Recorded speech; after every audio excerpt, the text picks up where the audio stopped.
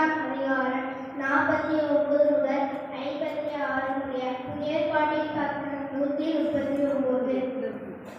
அப்பொழுது யூதர்கள் அவருக்கு பிரதியுத்தமாக, உன்னை சமாரியன் என்றும் பிசாசு பிடித்தவன் என்றும் நாங்கள் சொல்லுகிறது சரிதானே என்றார்கள். அதற்கு இயேசு, நான் பிசாசு பிடித்தவன் அல்ல, நான் என் பிதாவை கனம் பண்ணுகிறேன், நீங்கள் என்னை கனவிடம் பண்ணுகிறீர்கள். நான் எனக்கு மகிமையை தேடுகிறதில்லை, அதை தேடி நான் தீர்க்கிறவர் ஒருவர் இருக்கிறார்.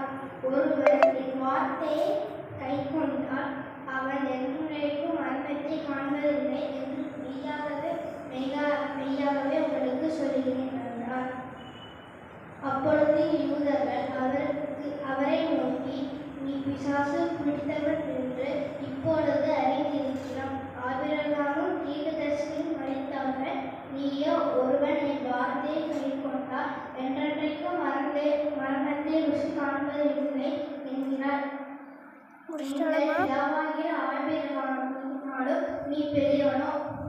அவர் மரித்தார், தீர்க்கதரிசிகளும் மரித்தார்கள், உன்னை நீ எப்படிப்பட்டவனாய் இருக்கிறாய் என்றார்கள்.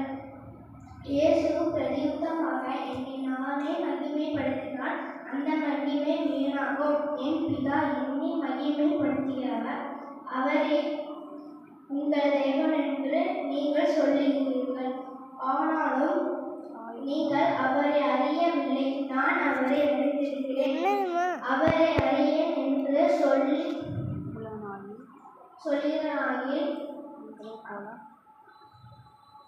உங்களைப் போல நானும் பொய்யனாயிருப்பேன்.